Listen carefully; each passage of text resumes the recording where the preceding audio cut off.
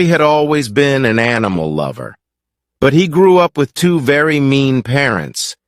His mother said she had allergies, but every time he asked her what the allergies were, they changed. If he wanted a cat, she was allergic to cats. If he wanted a fish, she was allergic to fishes. If he wanted to go to the zoo, she was allergic to crowds. Rory's dad didn't have any allergies, but he hated animals. However, he loved eating meat, so when Rory said he wanted a cat, his dad said, cat? I haven't eaten cat before. We can get it nice and fat and then eat it. Then Rory cried and stopped asking for a pet. When Rory finished university, he moved to a small town so he could have lots of space. The town had lots of dog parks, and it also had a cat park. Cat parks weren't normal, so he was very excited to go there. Rory thought a lot about what pet to get. Every day he went to the dog park and the cat park. He talked to people and played with their animals. People told him that cats and dogs were hard to look after, but he didn't want to get a small pet. So one day he got a big dog called Buck. Buck was an Alaskan Malamute, a big gray dog with lots of energy. Rory had always loved these dogs because they were social and loved to play. Rory and Buck had a lot of fun. They went for walks twice a day, and they played lots of games. Buck never bit Rory, and he never peed on the floor.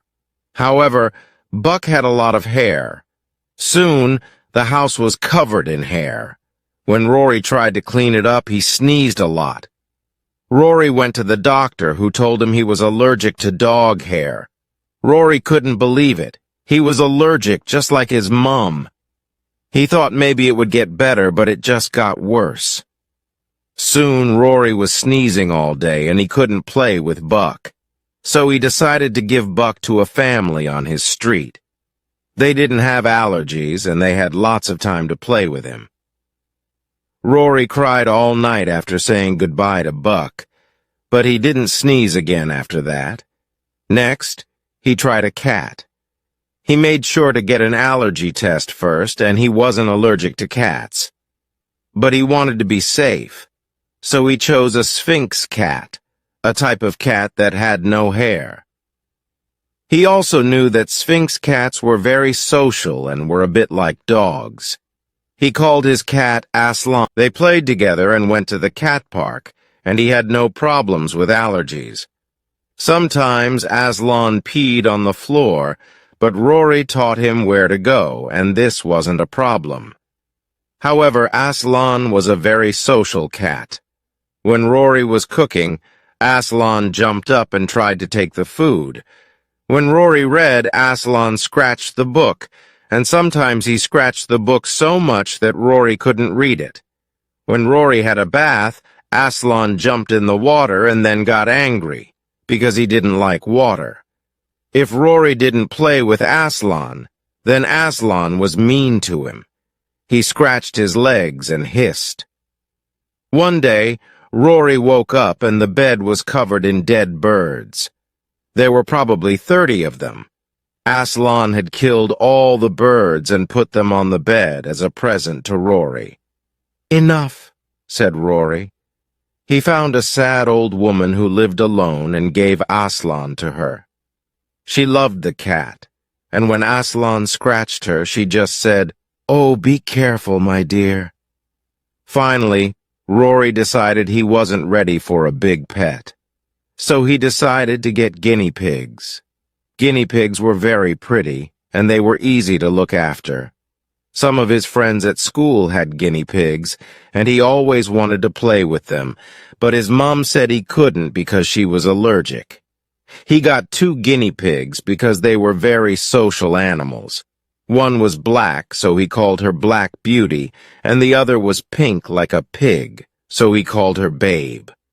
Black Beauty and Babe were sisters, so he thought they would be friends. But Babe was a very mean guinea pig. Babe was worse than both Buck and Aslan. When Rory gave the guinea pigs food, Babe ate all the food before Black Beauty could get to it. If he tried to give food to Black Beauty, Babe squeaked and bit him. If Rory played with Black Beauty, Babe started eating their little wooden house. And when Rory played with Babe, she always peed on him. It was like she waited until he was holding her to pee. But they were easier to look after than Buck and Aslan. If he wore gloves when he was near them, then it didn't hurt when Babe scratched and bit him. And he did really love Black Beauty.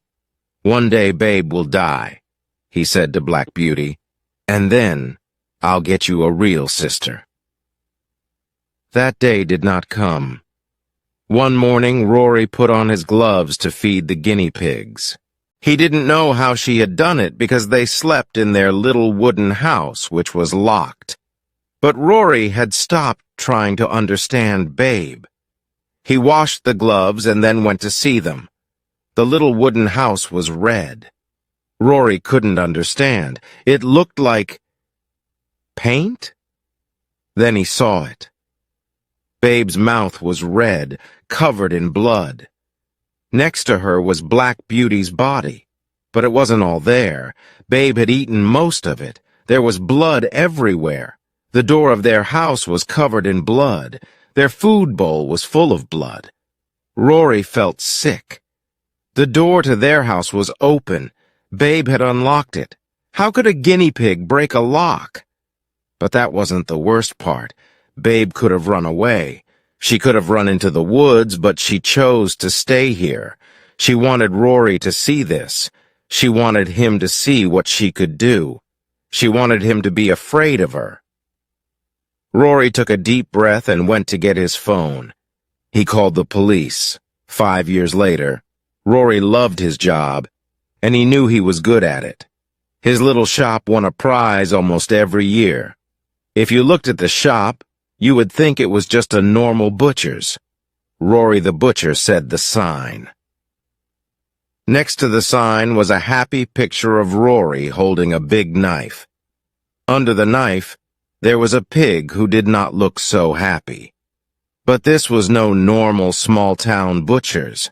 If you stayed in town long enough, you might hear the stories. Rory was wonderful with animals, they said.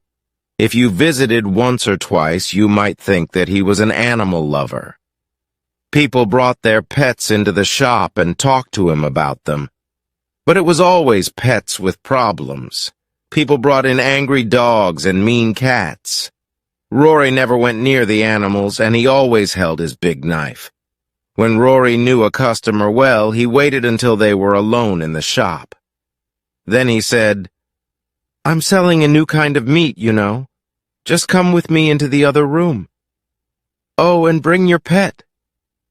Strange things happened in that small town. Mr. and Mrs. Foster had a dog that peed in their beds. The children loved the dog, but the parents hated it. Then, one day, while the children were at school, the dog ran away. Nobody could find it. The children cried and cried. "Don't worry, children," said Mrs. Foster. "I'm sure we'll see Spot again soon. I went to the butcher's today and got some lovely steaks for us all. That will make you feel better." Sometimes Rory's mother rang him and asked how the business was going.